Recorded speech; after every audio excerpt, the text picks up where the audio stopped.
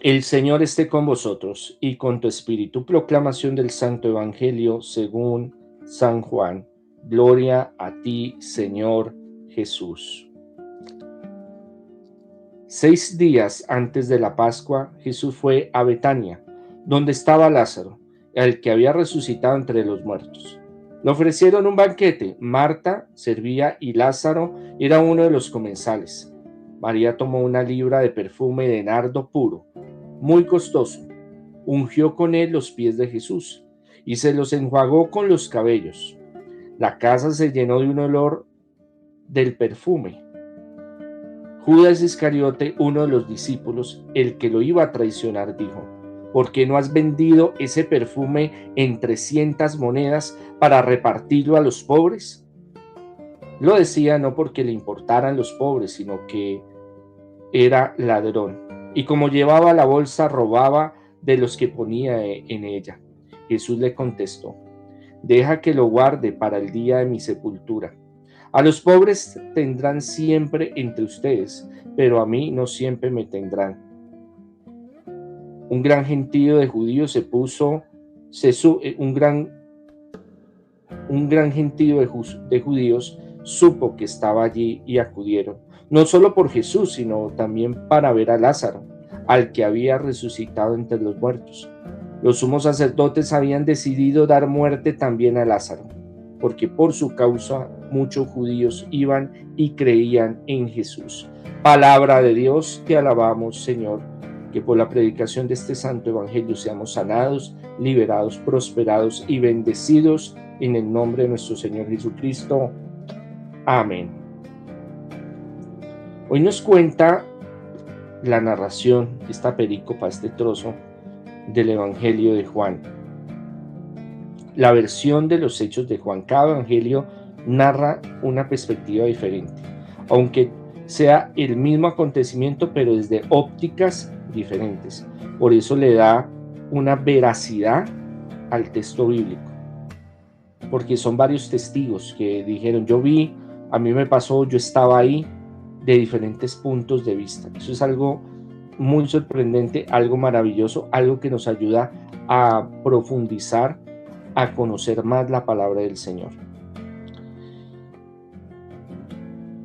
El día 11 de Nisan, día 10 de Nisan, ya casi para la Pascua, para ese paso, esa preparación que Jesús tendría que vivir, ese paso que él tendría que vivir de la muerte, la tortura, el secuestro, la tortura, la humillación, quedar desangrado en la cruz, latigado, que se viera su carne, sus huesos, fallecer para poder darnos la salvación, la vida eterna, y resucitar. Entonces es muy importante entender que en el transcurso de lo que Jesús iba haciendo,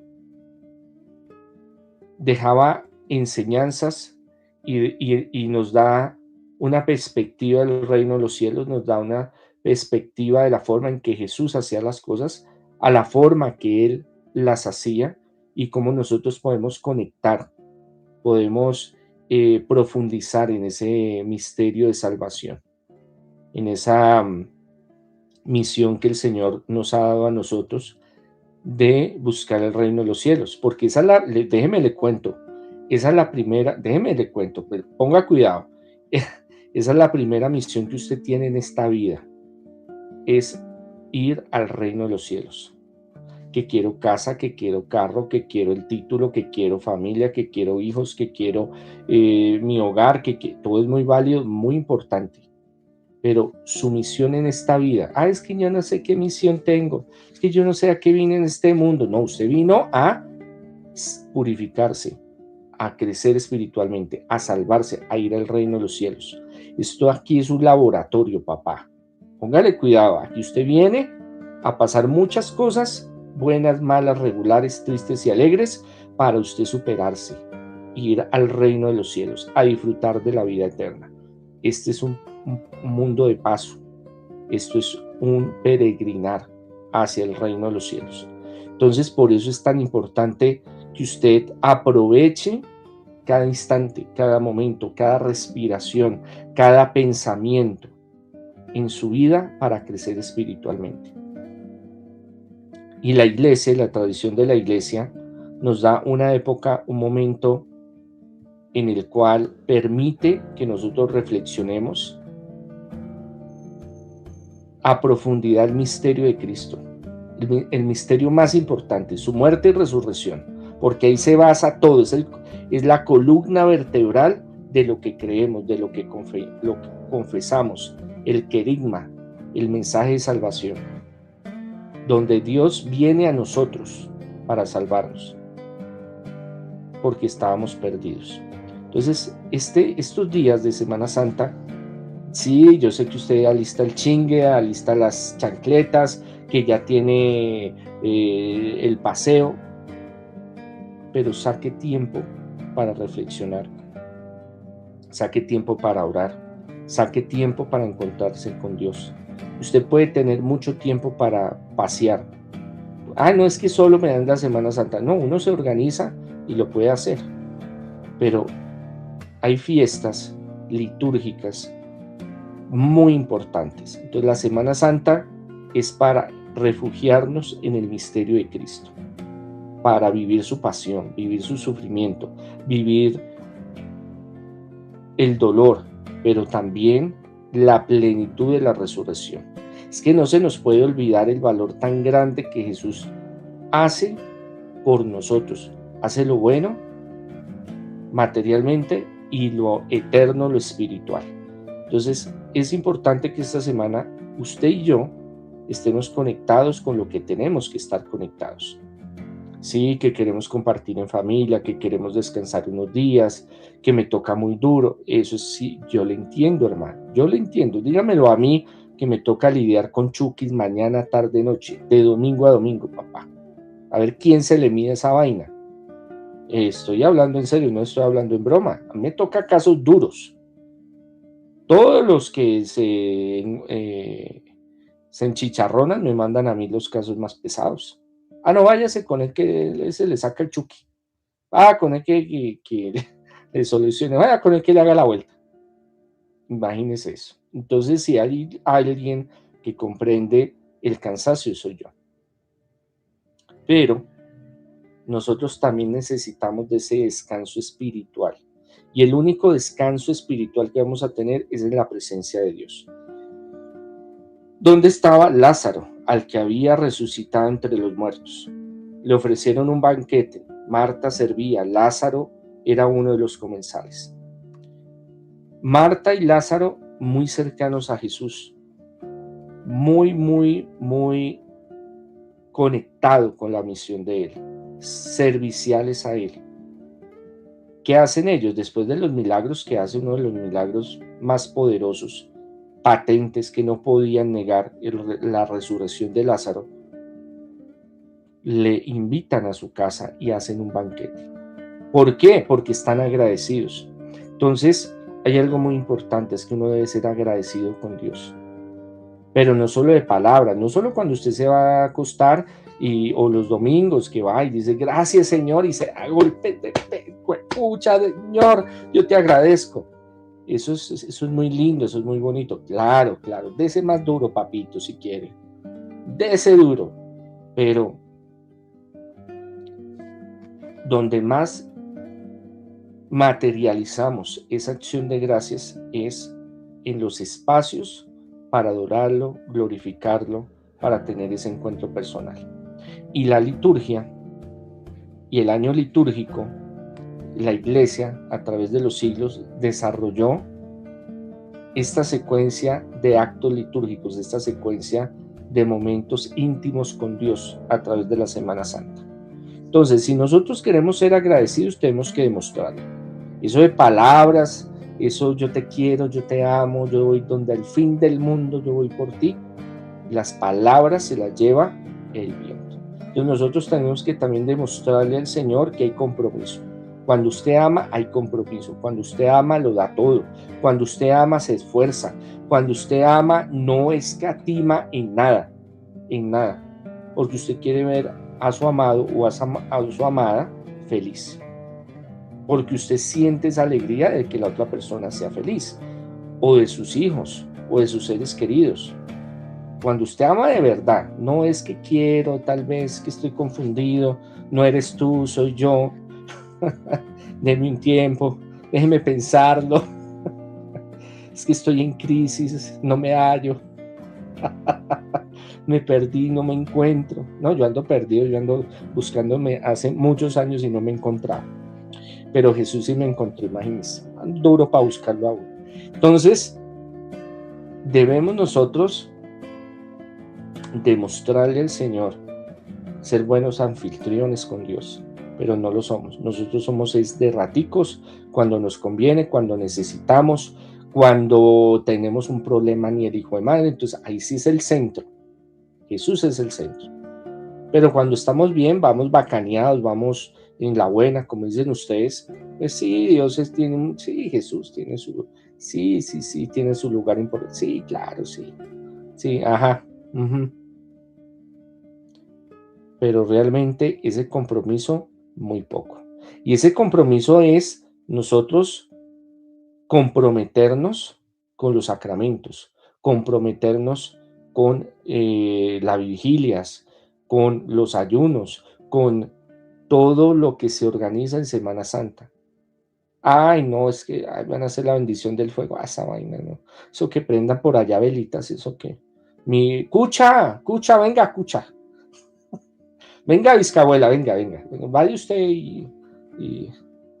es que va a ser el lavatorio. Vaya, mi cucha, vaya que le bañen las patas por allá. Y después me cuenta. Somos así. Es que me dio pereza. Es que quiero descansar. Es que quiero ir a piscina. Bueno, usted puede sacar un espacio para eso. Pero el centro suyo es lo que usted se comprometió cuando usted lo bautizaron, papá. Cuando usted hizo la primera comunión, la confirmación, ese compromiso con la iglesia. Porque los ritos, porque la liturgia, porque los sacramentos nos acercan más al Señor. Y es una forma de nosotros agradecer,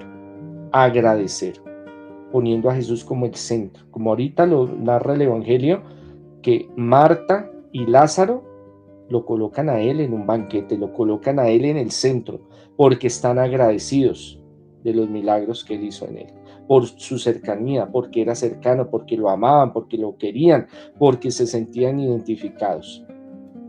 Entonces nosotros manejamos un doble discurso, de labios para afuera o pensamiento, sí, yo te amo, yo te quiero, Señor, pero dentro está otras cosas. Por eso es que espiritualmente nosotros no avanzamos en esa misión que Dios nos ha colocado en este mundo. Porque para ustedes primero yo, segundo yo, tercero yo. Y allá cuando sobre, cuando vaya, cuando se pueda, cuando esté en la inmunda, en la horrorosa, como dicen ustedes, llevado, como dicen ustedes, ahí sí no es urgente, no, ya Señor, libérame, sáname, prospérame y resucítame, Señor, porque es que necesito. Ahí sí, ¿no? Pilas con ese doble discurso, pilas con esa doble moral, con esa doble espiritualidad que nosotros queremos engañar a Jesús. Y a Dios nadie lo engaña, papá. Eso sí, cuando usted ya ha venido, Él ha ido 1000 veces y ha vuelto. Él ya se sabe el recorrido completo. Pero nosotros no, entonces nosotros ficcionamos una realidad en nuestra mente y creemos que eso es así. No, pues relajado, no pasa nada. Pero eso es una gran mentira. El tiempo perdido, los santos lo lloran. El tiempo acá en este mundo es supremamente importante. Oportunidad para crecer, para mejorar, para llegar a ese encuentro con Dios. María tomó una libra de perfume de nardo puro, muy costoso, ungió con los pies a Jesús y se los enjuagó con los cabellos. Arqueológicamente se habla, es que cálculos exactos es complicado, pero un denario, se habla de 300 monedas, pero hay otras traducciones que habla de 300 denarios. Un denario era como entre 40 a 50 mil pesos más o menos, mal contados. mal contados. Eso serían que unos $20, 3.600, 700, más o menos, algo así. Y eso era lo que le pagaban a un jornalero, a un jornal. El día era un denario. Están hablando de 300. 300 era el pago anual, que se le pagaba a un trabajador raso. Era el salario mínimo. Aquí en Colombia está en 1.750.000 y algo. Si estoy diciendo una barrabasada, me escriben si estoy bien o mal. Bueno, sin subsidio de transportes y otras arandelas. Entonces, eso anualmente, póngale 18, 19 millones de pesos. Entonces, eso era lo que ese tarrito, esa libra, esos 500 mililitros, costaba, más o menos. Lo que vale un carro, lo que vale, bueno, no de alta gama. Ay, vamos a empezar, me van a corregir. Qué berracos. Pero 18, 19, póngale 20 millones, redondemos, estamos generosos, 20 millones. Escucha, usted para ahorrar 20 millones, usted tiene que moler, papá. Usted tiene que sudarla, usted tiene que sufrir. Más si usted se gana un salario mínimo. ¿Cuánto usted no le lleva reunir 20 millones? Esta mujer, María, que el Papa Gregorio VII, Gregorio séptimo, estoy a ver si no, es que ya ya viejito se me cruzan los cables. Y Gregorio Magno fusionaron a todas las Marías en una sola María, en esta María. Es que no todas las Marías son iguales. Ay, no, papá. María Magdalena no es esta misma María. Pero ¿qué hacen? La unificaron, porque necesitaban un recurso teológico y necesitaban un símbolo en el cual se proyecte la pecadora, la vagabunda, como dicen ustedes, la vagabunda. Y esa vagabunda es la que se está hablando acá, en este evangelio, donde el tiempo de análisis de los padres de la iglesia llevaron a que ese nombre, esa profesión, saliera a la palestra pública. Porque aquí no está diciendo, y óigalo bien, que ella se dedicaba a ser vagabunda, como dicen ustedes. No, señor. Pero se presumía y se atribuía a que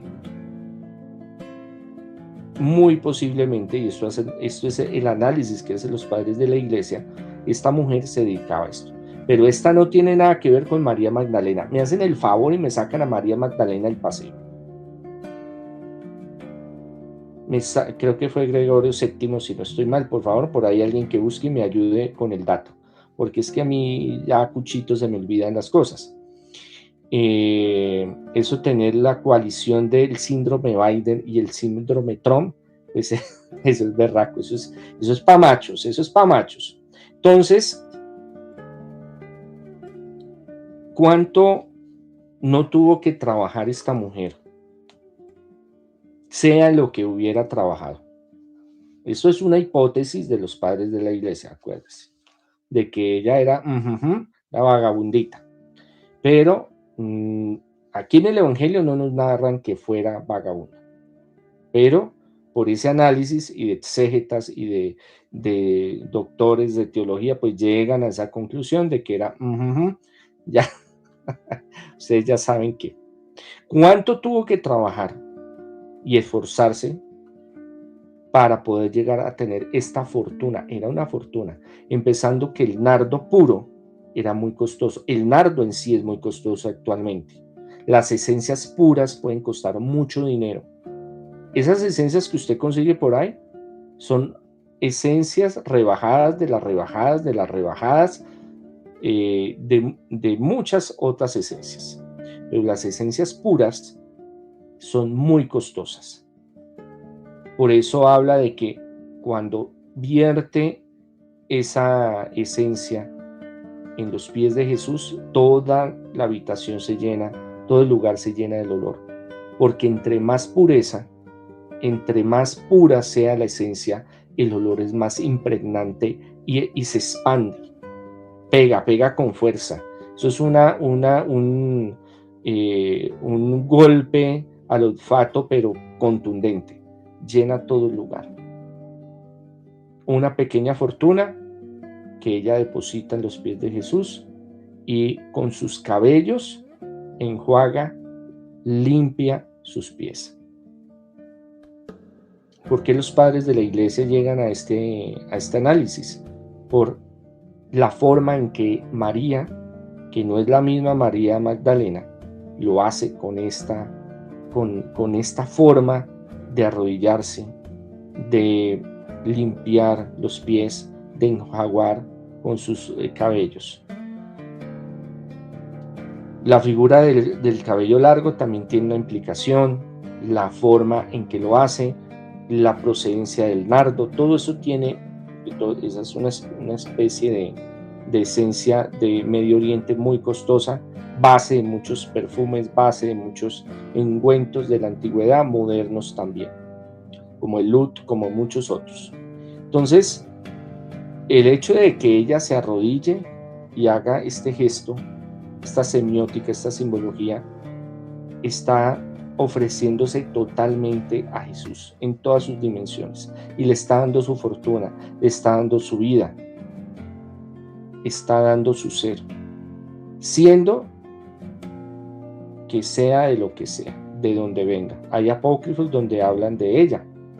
Entonces, por eso también los padres de la iglesia la asocian que tenía ese tipo de profesión, de oficio. Pero, ¿qué hace el Señor? Le pega una patada y le dice: lárguese acá, vagabunda, lárguese acá porque usted me va a contaminar.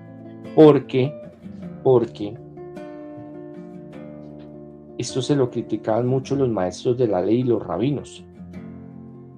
El hecho de que él tenía el discernimiento, primero porque lo más seguro es que él se conociera a todo el mundo, pueblo pequeño, infierno grande.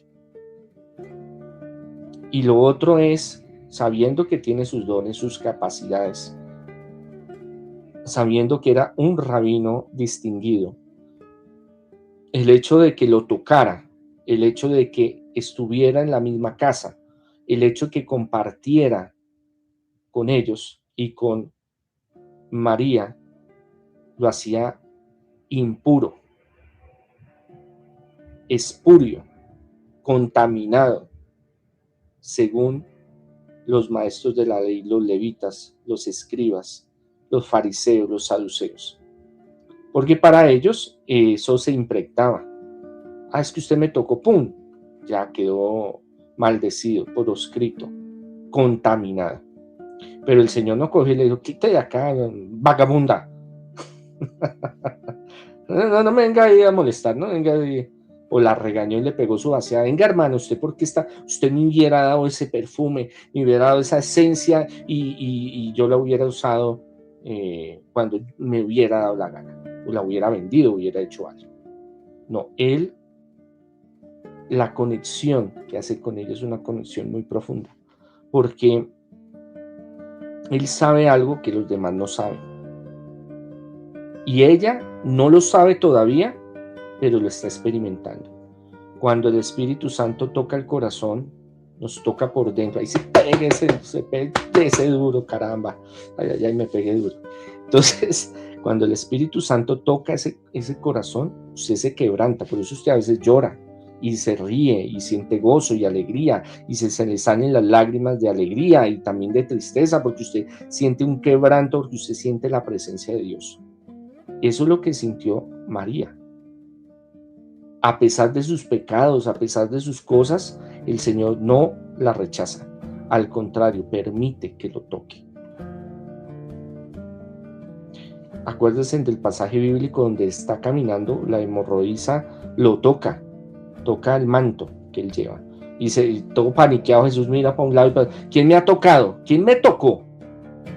Dígame a ver, ¿quién me tocó? ¿Por qué me están tocando? No, Señor, es que yo quería, así fuera, con el rozar con el manto que tienes para poder ser sana. Y quedó sana. Tu fe te ha sanado, mujer, le dice así el Señor. Entonces, el hecho de que Él permitiera preludio a lo que iba a suceder en Pascua, porque ya estamos en el proceso final de su entrega en la cruz, muerte, resurrección triunfal, para que nosotros pudiéramos tener la vida eterna. Entonces es maravilloso ver cómo ella no sabía qué era lo que estaba haciendo totalmente, porque ella no se imaginaba lo que iba a suceder días posteriores en la Pascua. Ella ni por la mente. Los apóstoles que estaban ahí, los discípulos, tampoco, porque su visión de Jesús era una visión totalmente diferente. Ellos no esperaban que fueran a desvivir a Jesús, que lo cogieran y lo crucificaran, que fueran en la noche como un vil ladrón, lo apresaran, camine para el hueco por allá, camine para la cárcel, camine, hermano, que nos lo llevamos. Ninguno de ellos esperaba eso.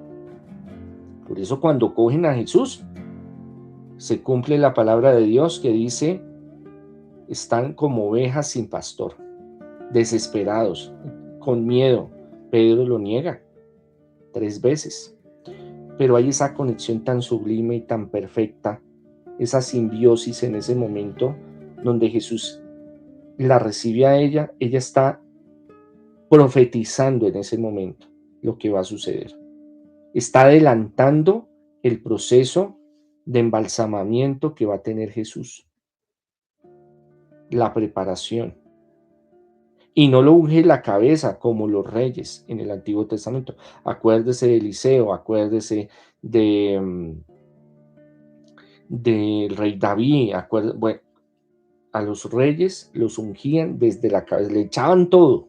Eso no era un poquito, eso cogían aceite y desde la cabeza hasta los pies. Y no cualquier aceite, ella ofrendó a Jesús el mejor, lo mejor que tenía, desde su vida, de su precariedad, siendo que tenemos que situarnos en Jerusalén, en Israel, en Galilea, Betania, para ser más concretos, primer siglo, donde sobrevivir ya era un milagro, porque estaban completamente oprimidos por el Imperio Romano.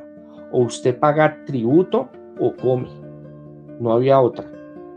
Entonces, mi hijo, aguante filo, aguante hambre, porque hay que pagarle al Señor, al recaudador de impuestos, hay que pagarle al César, hay que pagarle a los fariseos, hay que ayudarlos, y hay que pagar tributo allá en el santuario, en el templo de Jerusalén, a los fariseos, saduceos, porque ellos también piden, porque hay que darles, y hay que no le dé ver a papá, mire a ver. Entonces, él sabe qué es lo que ella está haciendo. Ella no lo sabe plenamente, pero se está guiando por el Espíritu Santo. Se está guiando. Y es algo tan importante, tan impactante, que eso nos motiva a nosotros a reflexionar y a pensar que nosotros, con nuestros pecados, nuestras imperfecciones, cuando vayamos a estar con Jesús, cuando vayamos a seguir a Jesús, cuando estemos con Él, tenemos que darnos totalmente, todo lo que tenemos, todo lo que somos. Pero muchas veces uno se guarda, lo que estábamos hablando hace un rato, uno se guarda un pedazo para uno. No estoy hablando solo de lo material, estoy hablando de la entrega integral, cuerpo, alma y espíritu, a la presencia del Señor. Para usted tener ese contacto, esa simbiosis, ese encuentro con Jesús, tenemos que arrodillarnos a los pies de Jesús, besar los pies de Jesús, ungir los pies de Jesús con este aceite, esta esencia. ¿Cuáles son? A veces no tenemos materialmente, pero nuestra oración, la acción de gracias, el estar en los sacramentos, el estar en las actividades litúrgicas de la iglesia, estar reunidos en comunidad. Todo esto es supremamente importante. Todo esto es fundamental para nosotros abrirnos a la presencia del Señor. ¿Usted cree que Jesús a usted y a mí no nos conoce? no sabe todos los pecados que usted y yo llevamos en nuestra vida, errores, tendencias, embarradas que hemos cometido, claro, pero Él no nos va a rechazar, pero quiere que nos entreguemos totalmente a Él, que lo busquemos plenamente a Él, que nos comprometamos con Él, que le demos lo mejor. ¿Y qué es lo mejor? Nosotros mismos. Eso es lo que Dios quiere. No quiere holocaustos, no quiere grandes sacrificios, sino corazones convertidos, corazones llenos de la presencia de Dios. Y eso es algo que nosotros fallamos. Nos quedamos en lo exterior y interiormente nuestro corazón no está en plenitud con el Señor. Entonces, esto nos debe llamar a un cambio, a una reflexión profunda para poder tener ese encuentro con el Señor. Él lo sabe, Él lo entiende, Él lo vive, lo experimenta como preludio, como preparación a lo que viene, que va a ser fuerte, va a ser muy fuerte, porque desde el ámbito humano va a vivir traición, humillación, vejaciones, va a ser capturado, secuestrado, un juicio injusto, amañado y una crucifixión brutal para poder dar su vida, su sangre, para que usted y yo nos podamos salvar, para que María, la que ungió sus pies con este bálsamo, pudiera estar con Él en el reino de los cielos. Todos tenemos defectos, todos tenemos imperfecciones, pero el llamado es muy importante del Señor a entregarnos completamente. La casa se llenó de olor del perfume. Judas Iscariote, uno de los discípulos, el que lo iba a entregar, eso ya es, porque como los evangelios se escriben años después, viene el comentario del evangelista, del que escribió o de los que escribieron el evangelio. Y el comentario de él, la casa se llenó de olor del perfume. Judas Iscariote, uno de los discípulos, el que lo iba a entregar, dijo: ¿por qué no han vendido ese perfume en 300 monedas, 300 denarios, para repartirlas a los pobres? Su racionamiento materialmente es correcto. Su pensamiento materialista es excelente. Claro, vendámoslo y se reparte y se administra. Pero él iba con dolo, iba con doble sentido, él iba con otro trasfondo. Lo decía, ahí viene el comentario del evangelista. Lo decía no porque le importaran los pobres, sino porque era ladrón. A él ya sabían, ellos sabían, los apóstoles, quién era él. Sino, de todas maneras, en ese orden, en esa organización, Jesús daba la oportunidad del cambio y la transformación. Que él no lo quiso aceptar, él no quiso transformarse, él no quiso abrir su corazón plenamente a Dios, es otra cosa. Por eso él termina traicionando a Jesús, porque él se siente traicionado, pero también se siente desilusionado, porque no es el Jesús que le va a dar morrocotas de oro, no es el Jesús que lo va a llevar a sentarse a la derecha en el templo de Jerusalén a juzgar todas las naciones de Israel, a que le trajeran de tributo, a organizar las finanzas, porque este man, Judas, quería el ministerio de finanzas, quería el ministerio de economía, quería manejar los recursos. Pero es más, Jesús le da la oportunidad de rehacerse y de ser uno de los apóstoles y de colaborar en todo el proceso de organización. Pero desafortunadamente, el enemigo, como dice en Juan en el mismo evangelio, el demonio entró a Judas. La maldad, la soberbia, el no querer abrirse plenamente al Señor, el no transformarse, el no cambiar. Y eso hizo de que fuera a vender a Jesús, a que fuera a traicionarlo. Lo decía no porque le importaran los pobres, porque lo dice el comentarista, porque lo dice el evangelio, porque ya sabían cuál era su naturaleza. Y sabía que él no era una persona davidosa, no era una persona que pensara en los demás, tanto en el grupo de los apóstoles como los externos, sino porque era ladrón. Y como llevaba la bolsa, robaba de lo que ponían en ella. era el administrador el que manejaba la bolsa, era una bolsa común donde todos aportaban, todos se ayudaban y todos colaboraban. Jesús contestó: déjala, que lo guarde para el día de mi sepultura. Ahí le está siendo claro a los apóstoles y a él, que lo están cuestionando, de por qué está permitiendo que lo toque, por qué está permitiendo que lo unja con este aceite, por qué se le arrodilló, por qué tiene ese contacto tan profundo con ella, porque Jesús sabe lo que hay en su corazón, sabe sus pecados, sabe sus errores, pero lo que más le importa es lo que hay en lo profundo, allá, metido en el corazón, que quiere servir, que quiere estar con él, que quiere darse totalmente.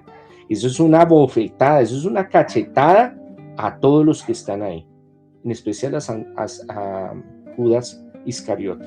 Pero él no lo entiende porque él está en otra visión. Está en una visión totalmente materialista. Y esto no quiere decir de que Jesús no piensa en los apóstoles. Por eso había una bolsa y todo se compartía. O que fuera mal administrador, o porque no pensara en los pobres, sino que en ese momento era un signo profético revelado que se estaba manifestando de lo que iba a suceder en ese sacrificio del Cordero y su embalsamamiento y su posterior resurrección. Entonces es importante entender que a veces la vida nos presenta oportunidades donde nosotros tenemos que abrirnos totalmente a la presencia de Dios, pero a veces no la queremos ver, no la queremos analizar, porque nuestra mente está pensando en lo material. Trabajar, estudiar, producir, traer, llevar, comprar, disfrutar, tener, todo eso es muy bonito, todo eso es muy bien, y Dios lo permite, pero nosotros, en el centro de nuestra existencia, el propósito de nuestra vida es Jesucristo. Es la Trinidad, es la salvación, es el reino de los cielos. Y eso a veces lo descuidamos muchas veces. A los pobres los tendrán siempre entre ustedes. Profecía cumplida, un análisis sociológico, antropológico del ser humano, de la injusticia social, política, económica que vivimos. ¿Habiendo de dónde? Porque hay recursos, hay plata, hay tecnología, hay recursos naturales, hay tierra, hay de todo. Pero ¿qué es lo que pasa?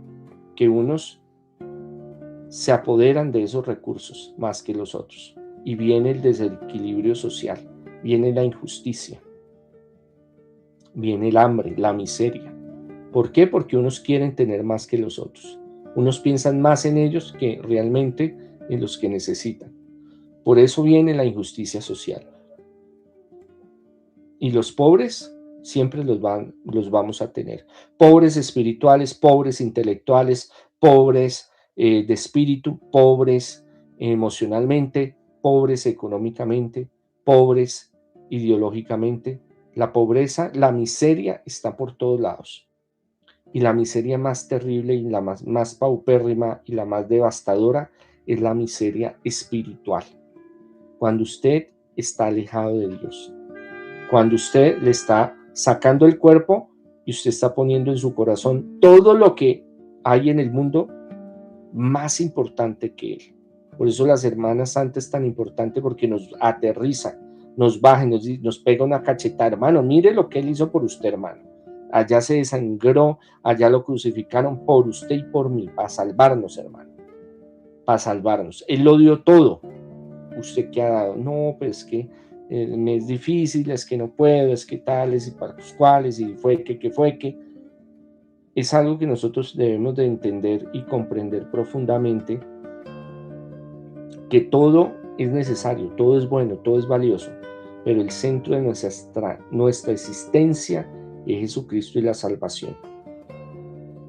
Dificultades siempre las vamos a tener, problemas siempre los vamos a tener, luchas siempre las vamos a tener, momentos de esparcimiento los vamos a tener, porque Dios es generoso, Dios es maravilloso, pero cada momento que uno aproveche a entregarse totalmente a Jesús, a Dios, vale más que el oro, porque eso nos va a impulsar en el reino de los cielos, eso va a hacer que nosotros crezcamos espiritualmente y sintamos esa paz, y sintamos bendiciones. Y por ende llegan las bendiciones materiales.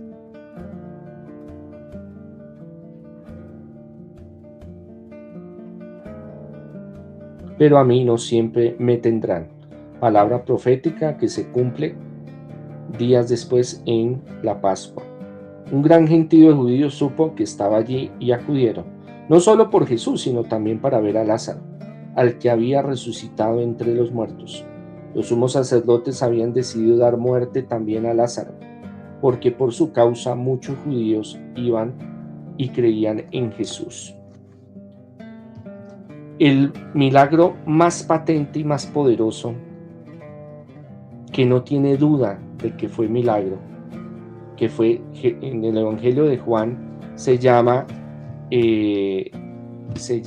señales, signos y señales, no solo milagro. Milagro es cuando ocurre y no se sabe por qué, se dio y no hay forma de explicarlo. Pero cuando ocurren estos signos y señales de Jesús, es porque tiene un propósito.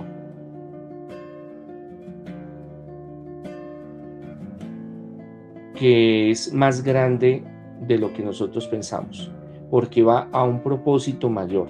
No simplemente, Jesús pasó y me resucitó, Jesús pasó y me sanó, Jesús me liberó, no, va con un propósito espiritual y un propósito material, de confirmar que Él era el Mesías, el Salvador.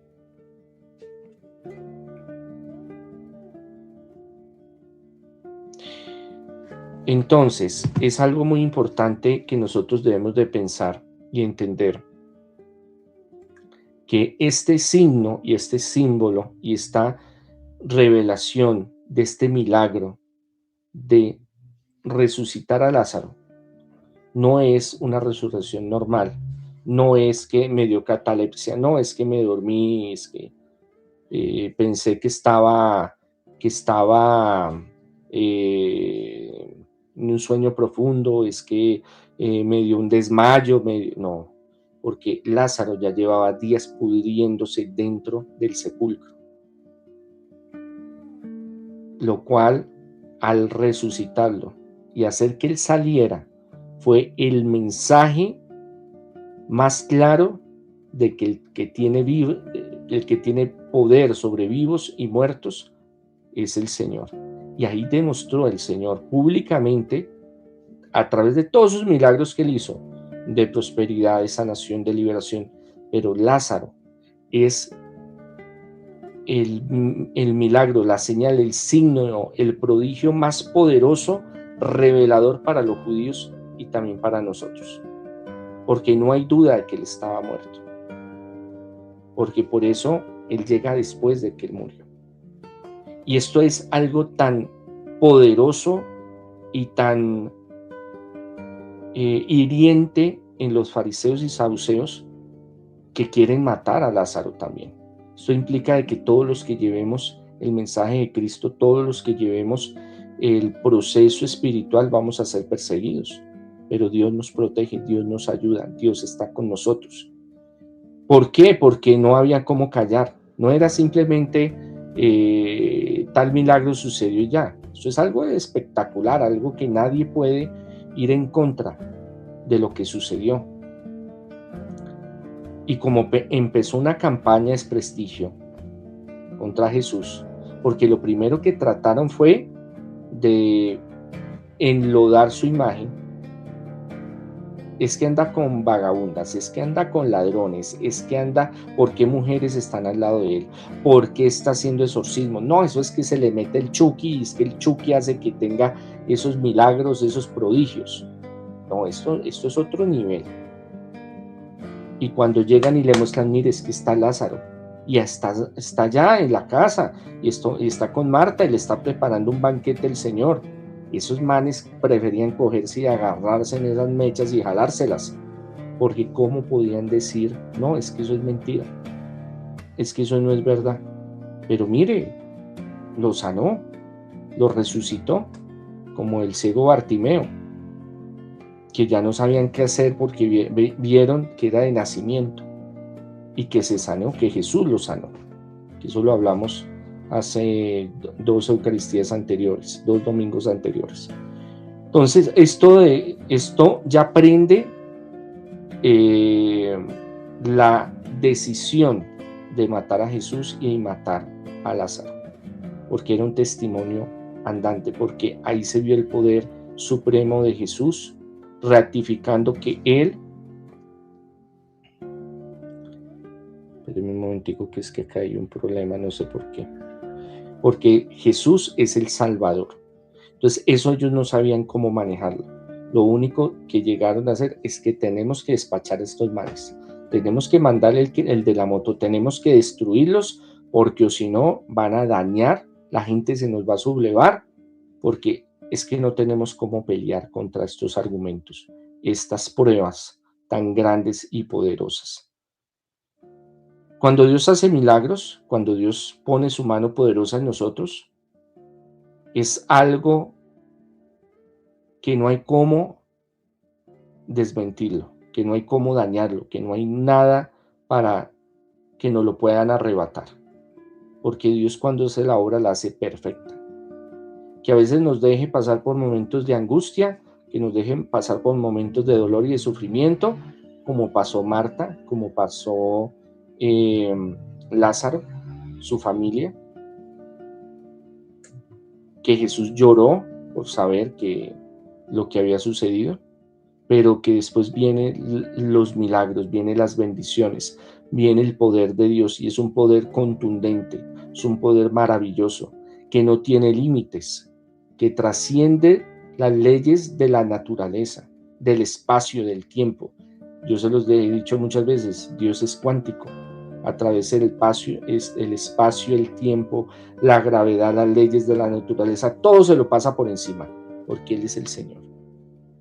Si Dios hizo esto con María, con Marta, con Lázaro, ¿qué no puede hacer por nosotros? ¿Qué no puede hacer por nosotros?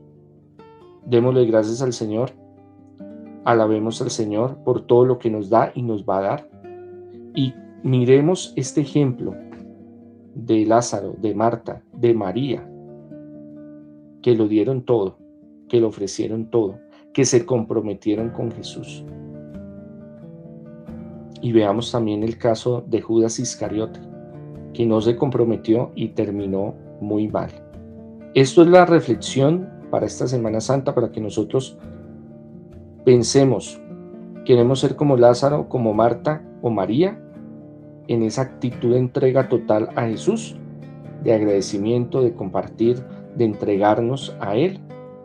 ¿O vamos a estar pensando en otras cosas, nuestra mente en otro lugar, en otras cosas que son importantes, sí, pero la más importante es servir a mi Señor, a su Señor, a nuestro Señor Jesucristo?